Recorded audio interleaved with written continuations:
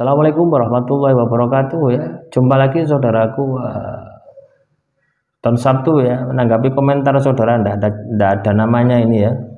Toko saya dulu sangat ramai, tapi ada orang yang baru yang jualan tanpa mengambil untung lah. Sekarang ini masa ada orang jualan ndak mengambil untung lah. Ini orang ini ngawur ini namanya gitu ya. Orang jualan itu mengambil untung lah. Kalau orang jualan ndak ngambil untung itu bukan jualan. Itu namanya bagi-bagi ya, atau orang gila gitu loh ya. Wong jualan kok enggak ngambil untung, enggak ada. Orang jualan itu pasti ada untungnya ya. Anda tahu di Shopee itu ya, di Shopee itu jualan itu murah, itu ada untungnya ya. Pasti ada untungnya, walaupun Rp1 pasti ada untungnya. Nah ini masalahnya seperti itu gitu ya. Toko saya dulu sangat ramai, tapi ada orang yang baru jualan tanpa mengambil untung. Jadi toko saya agak berkurang pembelinya. Gimana solusinya? Ya. Nah, kenapa kok Anda ini berpikir toko orang lain gitu? Kenapa kok Anda tidak berpikir diri Anda? Gitu? Nah, inilah yang saya selalu tekankan ya, teman-teman Weton Sabtu. Supaya kita itu selalu melihat ke dalam diri gitu ya. Supaya kita itu tahu kelemahan diri kita gitu. Bukan melihat ya, orang lain, bukan mengkambing hitamkan orang lain ya. Sama halnya ya, sudut pandang Anda seperti ini kan mengkambing hitamkan orang lain gitu. Ya. Keberadaan toko sebelah saya yang menjual tanpa ada labanya, tanpa ada untungnya, membuat toko saya semakin sulit ya. Toko saya semakin sepi. Nah itu kan menyalahkan diri Anda gitu. Atau menyalahkan orang lain toh. Nah sifat karakter semacam inilah yang akan membuat diri Anda itu hancur sehancur-hancurnya ya, seperti itu ya. Jadi kita itu selalu berprasangka negatif, selalu berprasangka buruk terhadap orang lain ya. Selalu berprasangka buruk terhadap orang lain, itu akan membelenggu Anda, itu akan menjadi sumbatan rezeki Anda. Mau Anda doa dari siapapun ya tidak akan bisa membebaskan diri Anda. Lawang diri Anda yang negatif. Nah diri Anda yang negatif ini loh yang perlu Anda bersihkan ya. Rezeki itu sudah ada yang ngatur, tapi tetap kita ini harus berusaha gitu ya. Sama ya, saya ini ya memiliki katakanlah uang di dompet saya 100.000 ya. Rezeki saya ini ya nanti akan saya bagi-bagi gitu ya. Misalkan ya tadi ya LPG saya ini tinggal sedikit gitu. Saya mau beli LPG. Nah, ada orang jualan LPG ya, bawa tosa. Saya sudah mau cabut itu ya, tapi tinggal ya katakanlah buat masak air ya tinggal 2 kali masak itu.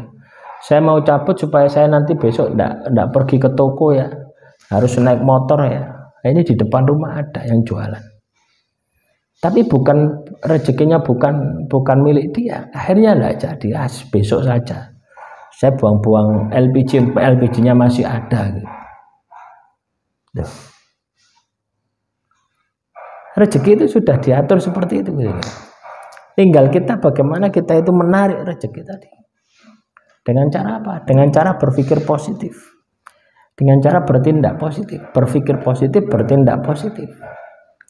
Nah, maka rezeki Anda akan mengalir deras seperti air. Ketika Anda katakanlah muncul iri, ya, itu kan namanya iri ya. Itu namanya dengki. Kita melihat toko sebelah kita tidak menjual barang yang sama dengan toko kita ya, dia tidak pakai laba ya kan, dia tidak mungkin